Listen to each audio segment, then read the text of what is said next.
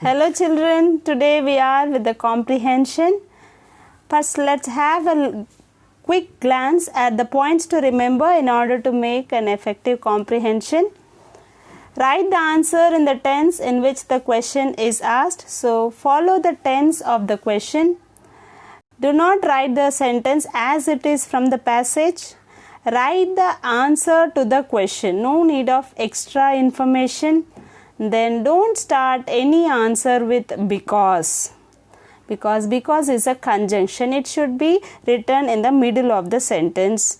Then after each answer, draw a line for a better presentation. And write the same question number which is given in the question paper. Do not make your own question numbers. Now this is the comprehension for the lesson, the tattered blanket, and here this is a part 2, that is a second comprehension. Now the passage. The passage is an extract from the lesson. It begins from Amma is often like this these days to you know nothing about what's going on here, do you? So you can refer the textbook for the passage. Now the questions are, Amma is often like this these days.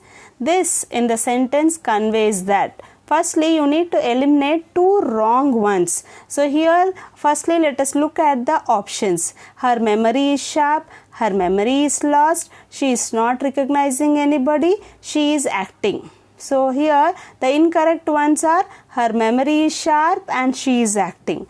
Now there is a confusion between her memory is lost or she is not recognizing anybody. So according to the passage we have the information she is not recognizing anybody. Hence the answer is she is not recognizing anybody. Gopi wrote a letter to his mother a year ago, 5 years ago, 5 months ago, 1 month before. So according to the passage the information is a year ago. I am always on my toes means I have enough time. I am busy with my work. I am enjoying tours. I am always walking. I am always on my toes means I am very busy. It is an idiom, children. Yes, Amma, it's me. I have come from Delhi. Here I refers to Vimala, Kamala, Amma, Gopi. The right answer is Gopi.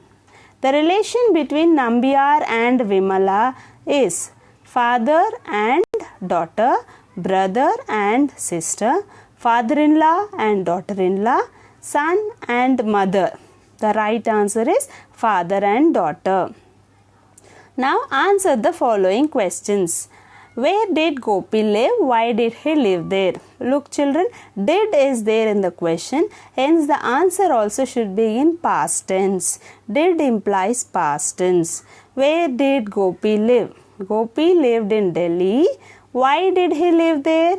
Because he got a job in Delhi. Who was Vimala? Vimala was Gopi's wife. Why was Amma repeatedly saying who is that? Now this is a open-ended question. You can answer it with reference or inferring, dating the information from the passage. The point-to-point answer is not there. You have to infer. You have to read the passage, understand and come out with your own answer. So this is the there is a scope for creative writing here. Amma was asking repeatedly because no one came to visit Amma and it was very strange to have a visitor. This might be one of the reasons. Another is Amma was eagerly awaiting Gopi's arrival, so she might have asked so. That is thinking that he was Gopi. Then the next question, do you think Gopi's behavior is acceptable towards his mother? Justify your answer. Now you see Gopi is not visiting his mother, neither is he writing a letter, and now he has come just for the share of his property. Is it right or wrong? No, Gopi's behavior is not acceptable. He is disloyal to his mother. He failed to take care of his mother at her old age.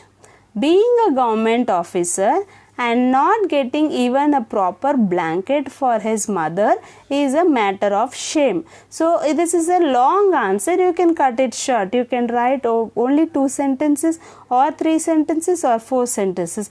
Generally, last 2 questions give scope for creative writing. Hope you all understood how to make the comprehension. Thank you, children. Thank you and have a nice day. Thank you.